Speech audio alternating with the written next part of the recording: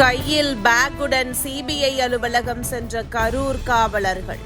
மொத்த உண்மையும் வருகிறது, இனிதான் இருக்கு கச்சேரி. கரூர் வழக்கில் நாளுக்கு நாள் அதிரடி திருப்பம் உண்டாகி வரும் நிலையில் அன்றைக்கு சம்பவம் நடந்த இடத்தில் இருந்த காவலர்கள் 8 பேர் நேரடியாக சிபிஐ அலுவலகம் சென்றதும் ஒவ்வொருவரிடமும் தனித்தனியாக விசாரணை 1 மணி நேரம் முதல் 2 மணி நேரம் வரை நடந்ததும் ஆளும் தரப்பிற்கு சற்று அதிர்ச்சியை கொடுத்திருப்பதாக கூறப்படுகிறது. கரூர் வேலுச்சாமிபுரம் பகுதியில் கடந்த ஆண்டு செப்டம்பர் மாதம் 27ஆம் தேதி தமிழக வெற்றிக் கழக தலைவர் விஜய் மக்கள் சந்திப்பு நிகழ்ச்சி நடைபெற்ற போது கூட்ட நெரிசல் ஏற்பட்டு 41 பேர் உயிரிழந்தனர்.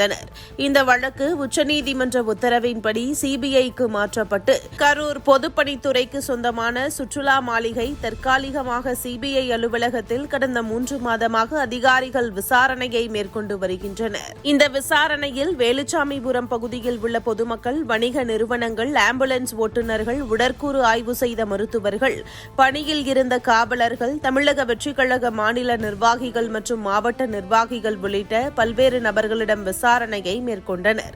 கடந்த வாரம் மத்திய உள்துறை அமைச்சகத்தின் கீழ் செயல்பட்டு வரும் தடய அறிவியல் துறை அதிகாரிகளும் வேலுச்சாமிபுரம் பகுதியில் சாலையை டிஜிட்டல் கருவி மூலம் அளவீடு செய்தனர்.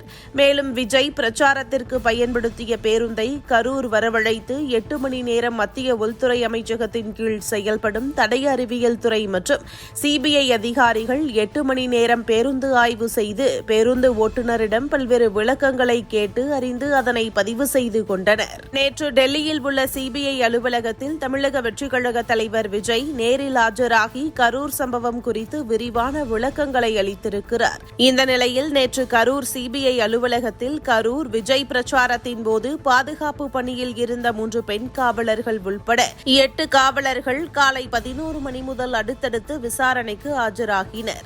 சிபிஐ அலுவலகத்தில் 8 காவலர்களும் நேற்று காலை 11 மணி முதல் அடுத்தடுத்து ஆஜராகிய நிலையில் ஒவ்வொரு தனி நபரிடமும் 1 மணி நேரம் முதல் 2 மணி நேரம் வரை விசாரணை நடத்தப்பட்டது. தற்போது விசாரணை முடிந்து 8 காவலர்களும் அடுத்தடுத்து வெளியே சென்றனர். விஜயும் விசாரணைக்கு ஆஜரான நிலையில் டெல்லியிலும் கரூரிலும் அடுத்தடுத்து தொடர்ச்சியாக சிபிஐ தங்களுக்கு கிடைத்த ஆதாரங்களின் அடிப்படையில் விசாரணையை தீவிரமாக நடத்தி வரும் நிலையில் பிப்ரவரி இறுதிக்குள் இந்த வழக்கு விசாரணை விவரத்தை நீதிமன்றத்தில் சமர்ப்பிக்கும் என்றும் எதிர்பார்க்கப்படுவதால் என்ன தீர்ப்பு வரப்போகிறது என அதிர்ந்து நிற்கிறதாம் திமுக.